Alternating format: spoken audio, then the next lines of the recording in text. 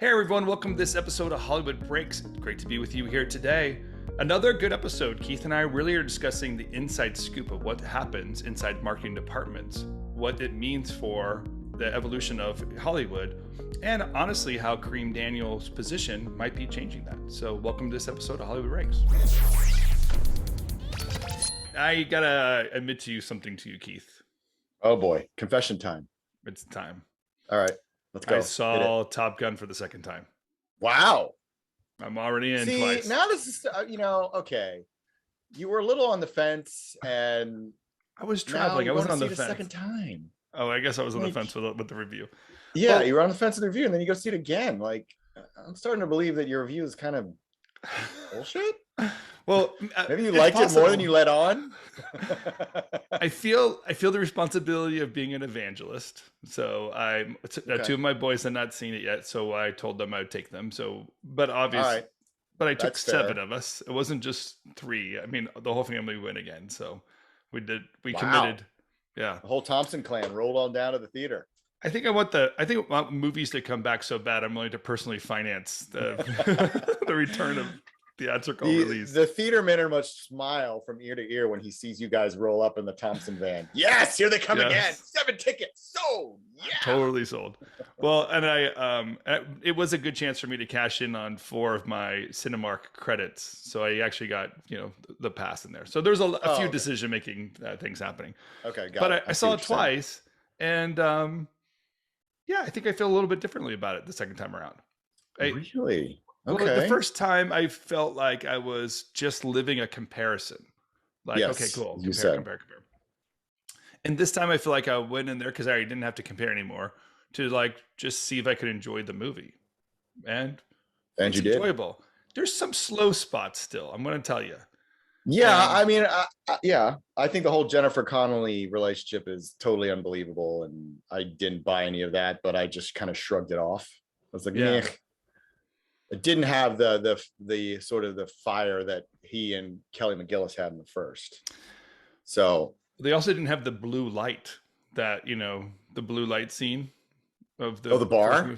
No, the 80s montage blue light.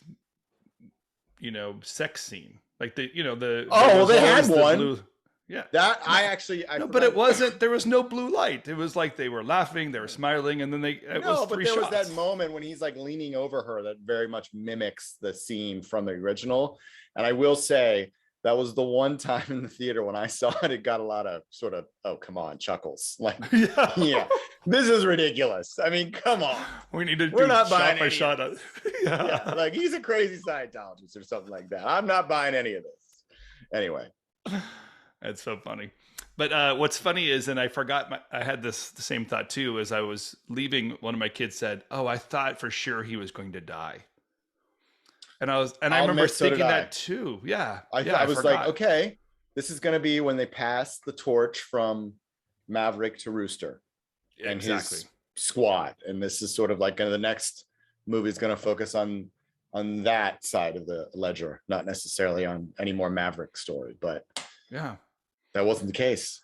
So I actually thought he was going to die. I thought that was going to be like, they're going to kill him. And me too, because everyone else was dying. Val Kilmer had died. Meg Ryan's character died. Goose has died. Like everyone else is kind of out. Yeah. So why not? Yeah. No Tom Skerritt. No Michael Ironside. I mean, come on. Well, Tom Skerritt was too busy making Jurassic Park, which totally lost out too. No, what? He's not in Jurassic Park, is he? Isn't he the? Oh yeah, no, not Tom Skerritt. Sorry, I was thinking. Sam Neill. Sam Neill. That's exactly what I was thinking. Sorry. Wow. Yeah, not totally. Close. I know. But there you go. There's 30 years of thinking about Hollywood characters. 30 years. There you go. Yep. But yeah, I remember thinking that too, that he was going to die, and that'd be interesting. But then it led to the question: does Tom Cruise ever die? And I think that the only Collateral. Did he die in Collateral? It's the only movie we can think of that he might have died in. I believe so. Didn't he die at the end? We might have to remember now. We might have to have Connor look that up. Connor, we might need you to kind of chime in here and behind the scenes and tell us. Love that movie, by the way. Collateral. Makes Los Angeles actually look like a beautiful city. which speaks to Michael Mann's genius. Exactly. He is a music video. He's director. like, you're sitting there watching like, ooh, I actually want to live there. Wait, where is he shooting this? That's LA? No way. Streets are too clean. So that the death part, I kind of forgot that was true, but my kids reminded me as we saw it. Death, and he always runs. That's the other thing. He always runs in his movie. We did. He has to run. Must run. Every single movie, there's got to be a. Oh, he does die in Collateral. Thank you, Connor. Yes, he does die. So that is the one he dies in. Yeah, but I can't think of any other one. He always survives. And then we did see the trailer for the new Mission Impossible. Oh, I didn't see that. Really? Oh, yeah. Dude, oh wait, yes I did. I did. Yeah, it does look pretty awesome. Like I don't know who edited it, but it is so not an MI. Oh yeah. Connor says I forgot about that. He dies 30 times. And he kind of dies in Oblivion, sort of, right? They just say goodbye to him, right? That's all they do. They don't. Yeah, but he's like there's 30 different versions of him. Oh, right. That's the whole thing of Oblivion. It's because the giant alien brain used him and the woman to create replicas, genetic replicas. We might have to think about that. Okay, spoiler so alert. Sorry, if anybody hasn't seen Oblivion, I just ruined it. But go back to Mission Impossible. Whoever cut the trailer, it's so brilliant because it's not the they don't start out that way. It's a wonderful kind of very theatrical experience, and it's suspenseful feeling a little bit kind of it honestly looks very much like a James Bond type film, and you're almost surprised because there's a setup at the very beginning of the trailer. You're surprised it's Tom Cruise's face, and then you realize we're pulled into Mission Impossible. But the graphic design, very, very classy. Excited about it, but it also reveals that it's whatever. It's in 2 parts. Yeah. Yeah. So cool. Maybe he'll die in that one. That's what we'll say. Maybe. Or maybe, who knows? Maybe Ethan Hunt will die in this one and then live to fight another day 30 years down the road when Tom Cruise is 80, almost 90, and he's still acting. Is Paula Wagner still doing that with him? What happens with no. He's doing those with what's his name? Skydance guy who's Oracle's kid, the founder of Oracle, Larry Ellison. Ellison. Brett Ellison, I want to say. Because it wasn't Cruise Wagner. That was a Cruise Wagner. It was Cruise Wagner when he and Paula were together. And then he and Paula parted ways when United Artists was bought out by, because I think they were running United Artists for a brief period. Yeah, I think they and then Don Granger, who was their producing partner, he went over to Skydance, I think, and now he works with Ellison. So I don't think Paula Wagner's in the picture anymore. I think she is retired. I didn't know if she still gets a piece of that, because she might. I don't know. She's probably maybe an executive producer on all of them, but I don't know how involved she is. Hey, let's talk about the New York Times article about our good friend. Yeah. We finally got a little bit of insight here on Kareem Daniel. Yes, we did. Kudos to the Ankler for I have a feeling, but the fact that they wrote that little piece that nobody knows anything about Kareem Daniel, and then all of a sudden, lo and behold, a wonderful New York Times profile shows up. Right. On I think that was what's today? The 1st? So it was like Tuesday or Wednesday, I think. Yeah. Just in time to prove the right before Bob Chapek's heading down to Orlando for his big meeting with the board to see whether or not he keeps his job or not. But it was an interesting article. It didn't really dive much into stuff we didn't already know about him. There were some interesting, side tidbits. The fact that Bob Chapek didn't speak to the reporter; he only sent an email, which is it's a little interesting, but that's one way to handle it. I mean, listen, I imagine that the reason it's only the New York Times. It's only the New York Times, and I don't think Bob really wanted to talk about anything else other than Kareem Daniel, so that's why he stuck to an email. Because Yeah. a reporter being a reporter, I would probably more want to dive into other controversies that seem to be surrounding Chapek's run at the top. So, and then the other thing was, you and I commented a little bit about this at the top when he mentioned that this is his quote: "I try to get up to speed quickly, working very hard, trying to understand as quickly as possible what the needs are, knowing that I don't have to be the expert in the room. I need to manage experts," which, that's an interesting way to look at it, given that so much of, he apparently has like 9 direct reports, and that's all well and good. And it's nice to hear that he has faith in his people, but at the same time, you do need to kind of really understand what's going on. And I'm sure that's not saying that he doesn't know what's going on, but that comment was sort of like, well, it's an insightful quote because of this, right? So the Henry Ford quote, there's something to say, I've surrounded myself with experts, or yes, I don't have to be the smartest person in the room. I have experts to tell me. But it's another one to say, like, I manage the experts. That's such it's like a power position of like, I don't have to be the smartest. I just have to manage the smartest people reporting to me so that that's like, it feels like the difference between people who work for me and people who work with me. Totally.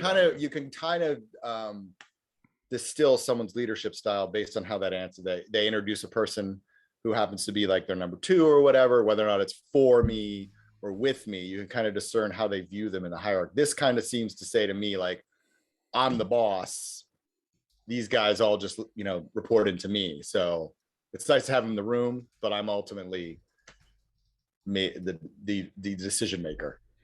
Yeah, I think there's something true to who you see in the nature of a person, the way they kind of think of the people that report to them or work with them or whatever. So interesting quote. Maybe that's a little bit more insight there too. I don't know. Like, I have this imagination that makes me think that Chapek was going into these negotiations, and somebody's talking to was like, and then who the hell is this Kareem guy anyway? The anchor is even admitting, and they're like, oh, quickly get out something about Kareem. Let's hire so that we don't have to go face that fire when we're talking about my extended 3-year contract or whatever. Yeah. I think that's part of it. I think it's also that because they don't come from the industry as a whole, they think they came up from very different parts, and then they met in like the home entertainment division or something like that, and they kind of rose up together. I think they're really figuring out quickly this is very much a relationship business, and it's very insular and small. And if people don't really know who you are or what you do, that makes your job even more difficult. So I think in that regard, I think they're finally realizing we got to get Kareem out there so people understand what his role is. I mean, when the position was announced, we've talked a lot about this on the podcast in the past. It was sort of like the idea was, okay, the town will just figure out what he is, like what he does. And the town is still figuring it out. And he didn't go on a road tour like Zaslav did to sort of meet everybody in the town, meet all the agencies, meet all the talent, just sort of get like, hey, I'm Kareem. I'm new in the town. I'm taking on this new role. So I think there's a recognition that now that we're out of the pandemic a little bit and things are sort of starting to return to normal, that maybe now is the time to get Kareem out there to meet more people, meet more of the talent. You have Maha Dakil, who's a higher up at CAA. She's commenting on it. You got Sean Bailey, who's the head of production at Disney, also commenting on him.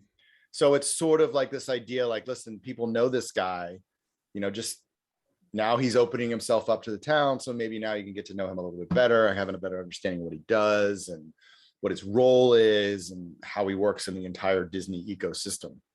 So, yeah, it's so interesting to watch this thing play out because his role is a strategy for marketing, right? We're basically saying, hey, we don't know all the answers yet. As we make the content, we're going to have some discernment, watch the marketplace, which, maybe in very smart ways. There's been a lot of changes in a very short amount of time. So to have a key role that's going to make those decisions as the industry changes, the market changes.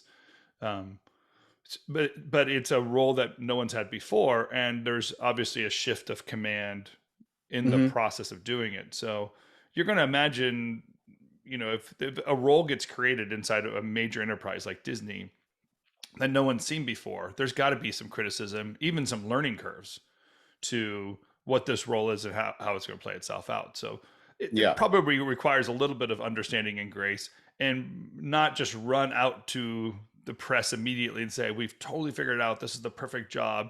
This is exactly how the job's going to work. They might be saying, we don't know how this is going to work, but we know we need it. Let's find the right person and see if we can work our way through it. Yeah. And now that we now know that Bob Chapek's going to be around for a few more years, I think this is going to give them time to sort of figure out how this all works in sort of a more normal environment, not necessarily normal pre-pandemic, but sort of the new world order in terms of where things go versus theatrical and streaming and Hulu and, all the various avenues in which Disney plays in now. So, yeah, interesting. Well, you've alluded to it a couple times, but Chapek got his renewal, huh? I mean, if you were just talking last week about, we don't know what's going to happen. They must be listening to you. Well, to be fair, in my newsletter last week, I did say that he was going to get re-upped because there was just, it would be hard for me to say, it's for them to say, this has been way too rocky. We need to find somebody new, when he did lead the company through probably its most difficult time in its how many year history. So I think it would have been a little short-sighted to chuck him over the side. I think he obviously is drastically different from the Bob Iger era in terms of his persona with the media, his relationship with talent, obviously something he is working on and learning. And I think, the board was like, yes, the stock price has dropped, but so has everyone else's stock price. But we're confident in the vision that he has laid forth. And, listen, you get 3 years, and I can imagine someone on the board is probably instructed to start vetting some candidates in the off chance that this continues to go in the wrong direction, to start looking at potential replacements if the next 3 years are as rocky or rockier than his first few years. This might be the first time I've felt sympathy for Chapek, but you think about like the last 3 years have been horrendous to be in charge. Yeah.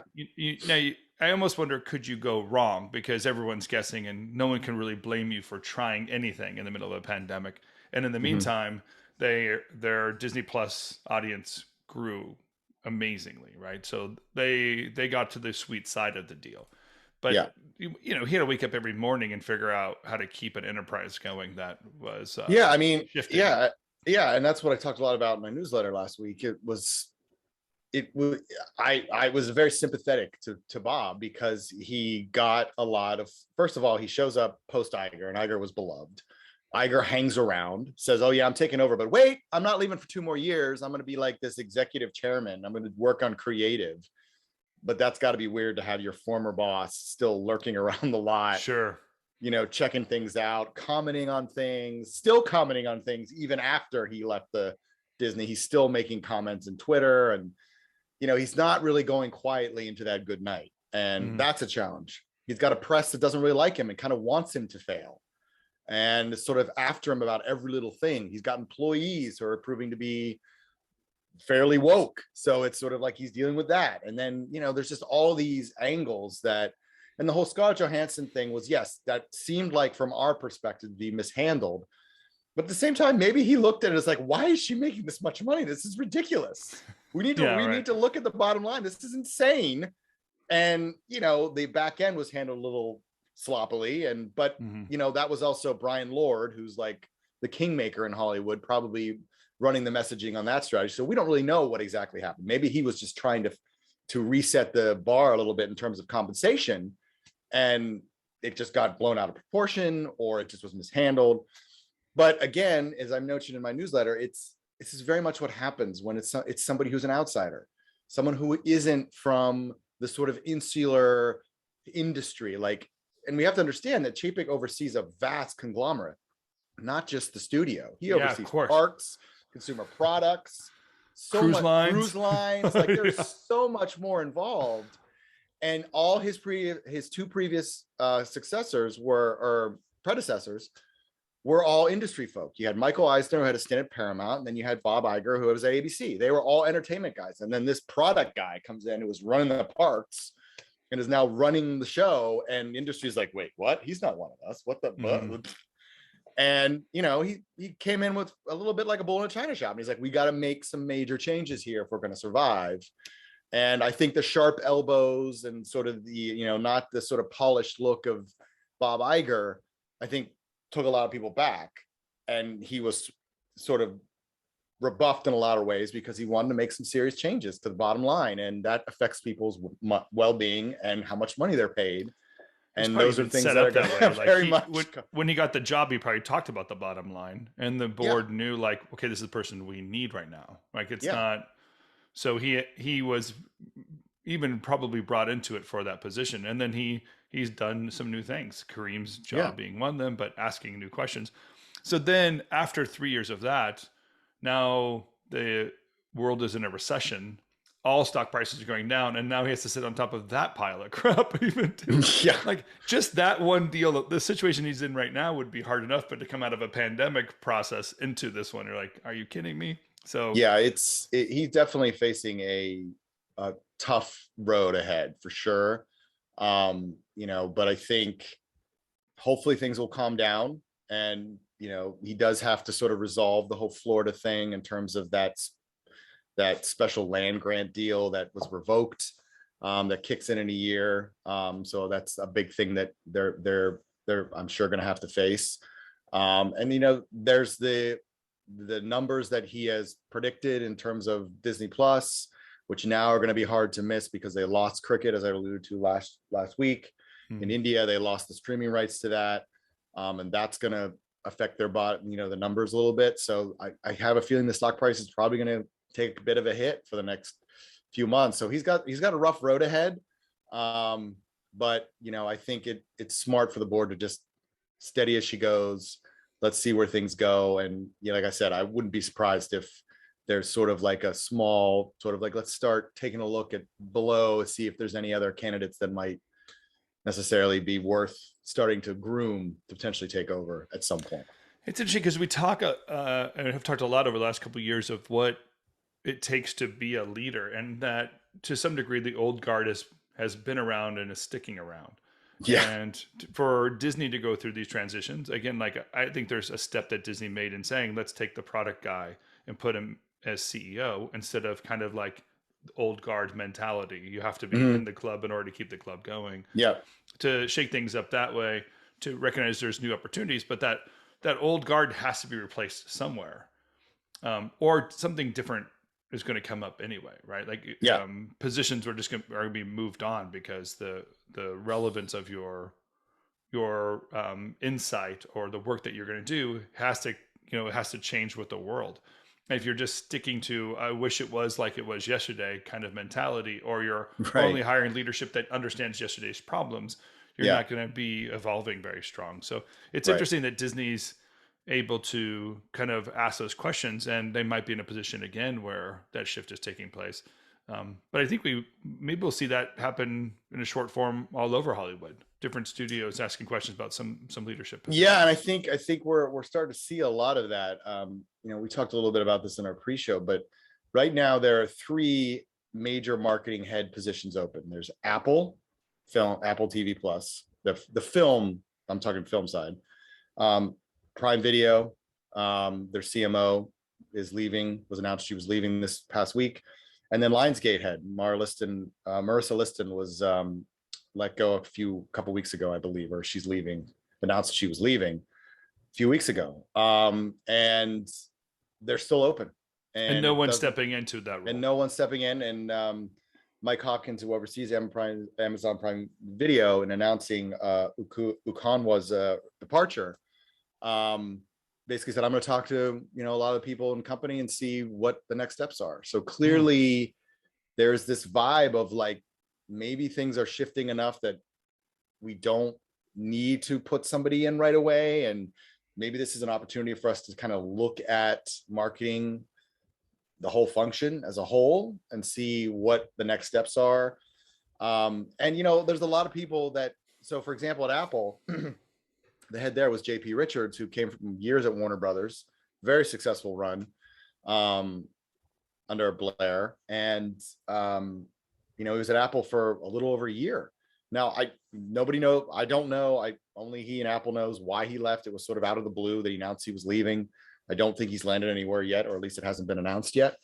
So it's interesting whether or not he was too steeped in the old ways and Apple was like, no, we need someone who's forward looking, or could it be a problem where he missed the old ways, the more theatrical campaign, and the Apple TV streaming world just wasn't a good fit? But I think it's a recognition that they're not necessarily the same game. And it's nice if you have those relationships and the understanding of marketing, but clearly streaming marketing is a completely different beast from a theatrical perspective. And I think we've seen a lot of that over the last few years. I was going to ask the question, what does that role do? But I guess the real question is if someone's not fulfilling that role right now, how does that actually happen? Are these markets so broken up into different chunks that you can have a head of each, I don't know, segment or silo of marketing and have that function enough? Or do you need to eventually have a head of marketing? I mean, I guess it doesn't even the idea. There ultimately, I mean, I think in my experience, there ultimately needs to be someone who makes the final decision, because marketing, particularly when it comes to creative in content, is a very subjective business, and you have a lot of hands in the cookie jar. Yeah. Put it lightly. Who's making that decision then right now? Well, I mean, ultimately, I think at this point, it's probably gone to the heads of the divisions, or someone has been anointed in the interim to make decisions, or it's absolute chaos, which is entirely possible. It's kind of a scapegoat position, right? So when a movie fails, it's one of the people you can blame of like, well, the marketing wasn't good. If marketing did this, they're not going to do that. So do you think it's a position that people are avoiding? Like, I don't want that's the ongoing argument. It's been since time in memoriam. Like when I was at New Line and I was working in development, we would always blame marketing for the movies not working, because we didn't deliver you a crap movie. That's not what we do. And then when I was in marketing, it was like, oh, this movie's a POS. Well, yet again, we have to save development from themselves and save the movie because they made a crap movie. We have to polish another turd. So it's an ongoing debate about whose fault, who's to blame. But it ultimately boils down to, with the amount of content, it has to feel like an event for somebody, to use Robin's phrase, or it's an event for nobody. And that really requires somebody steering the ship, whether or not it's a strategic person, a head of strategy, who's pushing it in a certain direction. Because when it comes to creative, when I was at Fox, we had strategy people and they were more or less ignored. Like we just cut whatever we wanted to cut. The idea was, well, we'll know what the strategy is once we see the trailer. Yeah, exactly. Once we like what the trailer we like, which is a little backwards. Stuff. It's like, ready, fire, aim. I mean, it's just, it's not the best way to do it. And with the plethora of options that are now bombarding consumers, you need to have a very strategic plan laid out of how you're going to stick out in terms of what's happening and make it feel like an event. And that's, for example, something that Paramount has done very well in the last few weeks, few releases. They effectively made their movies feel like events.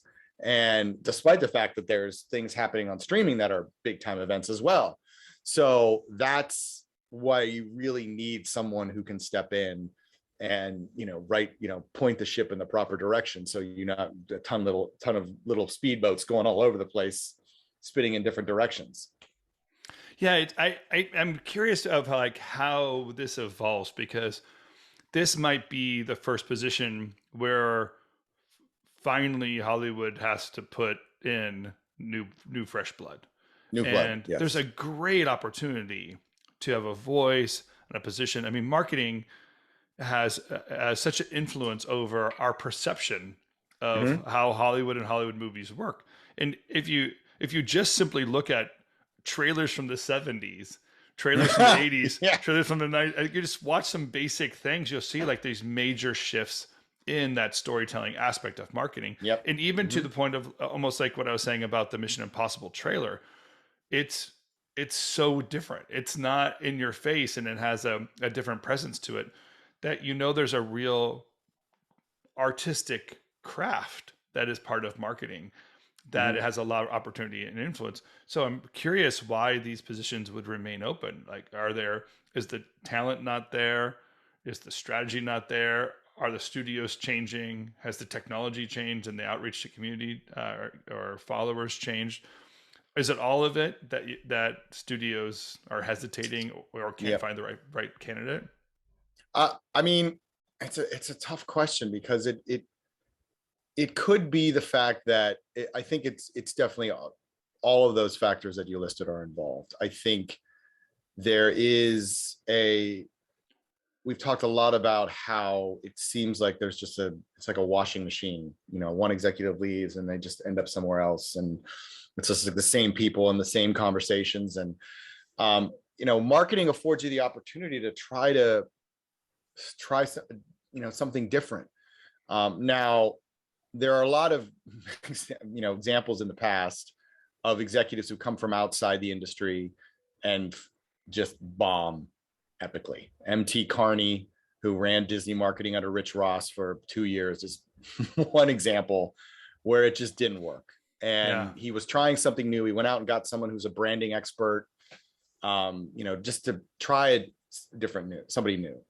And that didn't really work. So, I think the key is to find someone who understands the industry, how it works, the relationships, how important those relationships are, but also wants to try new things and wants to experiment and isn't afraid to experiment and isn't necessarily so institutionalized by how things have been done in the past Mhm. to be afraid to try something new. And I think that the list of candidates that all those qualifications would apply to is unfortunately short. And listen, these jobs are not picnics. They're hard jobs. And I think there's a lot of pressure. So, I think that could play into it as well. And to your point earlier, you made pre-podcast. Yes, there's always somebody who wants a job, but I think the amount of investment that's required for these jobs, it can sometimes be a little off-putting to some people. Yeah. But I would imagine the positions now too. I mean, there's so many things that have changed. right, That maybe the last couple of years, I'm like, do I really want to get into marketing? While the industry's just struggling getting anybody. Even was there well, even a job in marketing, or was it yeah. just OTT? Those Well, the bigger those things. question is the industry really pulling in new talent? That's the other question. I think the industry's biggest struggle is they have no real system of apprenticeship. It's this idea that you have to start at the bottom and work your way up, but there's Mm-hmm. no sense like anyone's really groomed. Like there's no no one's. Listen, it's entirely possible that they are grooming people, and getting them ready. But as far as my experience, I haven't seen it. Like I don't see Yeah. anyone over at Universal being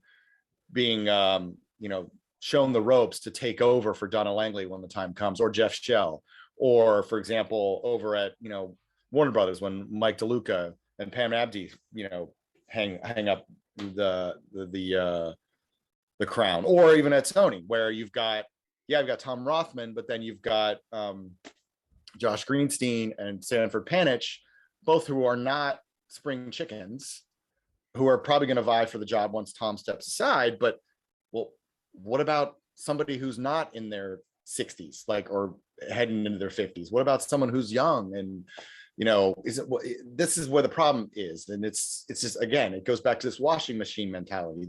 It's the same names every time there's an open position. It's the same names, and it's like, well, you know what?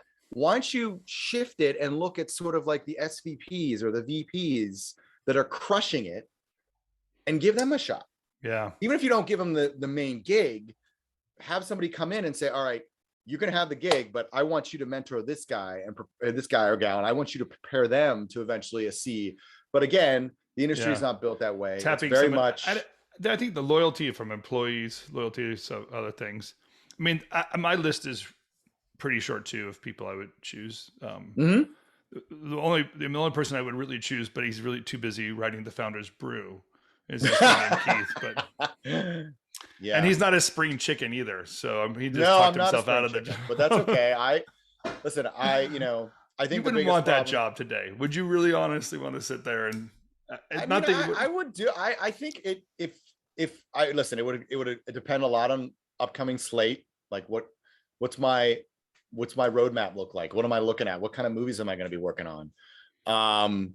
And what kind of support am I going to get? Like, is this going to be something where I'm going to be micromanaged, or am I going to be given free reign?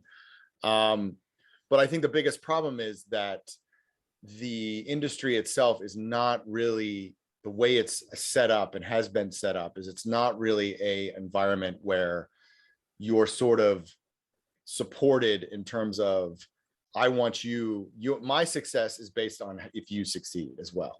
That's not how the industry works. The industry is you are here to make me succeed, and that's it. And if I happen to ride up and you can come along with me, that's great. But you're here to make me look good. And that's how it is. I'm not here to make you look good. And that's sort of the mentality that's dominated. And you can see that now because there are so few people that constantly get mentioned anytime a job comes up. And obviously some of the examples you gave are people that even when they did the job, it's short-lived, 1 year, 2 years. It's not a lifetime kind of a position. Right. Exactly. So interesting. We'll have to keep our eyes on this, because I think you might be onto something that we're looking at as a trend of what's really going to happen in studios if this position is one, more readily available, and then not sought after as a position that people want to take. We're gonna have to ask new questions of how we're going to reach audiences and what's going to be there. I think it's obvious for anyone listening to us talk about this that marketing really is kind of in our blood. We understand that part and love that part. And there is a different type of storytelling you do in marketing than in the actual feature. That's absolutely true. And that challenge and opportunity to be creative is just another realm of storytelling and it absolutely is Hollywood influence. So really, really interesting. All right, my friend. Well, I know that you are packing things up so you can head off to Maine to enjoy your summer. Yes, I am going to be heading to Maine in about a week, but I do have to do a stop up back west in Pittsburgh for some family thing. So, but yes, my wife has started putting together lists. Things are starting to pile up next to the door. We are getting ready for our annual trek northward. So yeah, sounds awesome. Yes. In the meantime, you have a wonderful 4th of July. Thank you. You too. Happy Independence Day. Yeah. You know what? This is one of those holidays where it's actually falling on the day you get off. So I know. It's kind of fun, like that moment where you're actually celebrating on the day. On the actual day, yeah. But I think my favorite is when it's on a Tuesday, because you also get Monday off along the way. Yeah, that's true. Yeah. It is nice. You get the extra day. So next year, an added bonus. Next year's one of my favorite. There you go. All right, enjoy the fireworks. Good to see you too. face, and we'll see you next Friday. See you next week.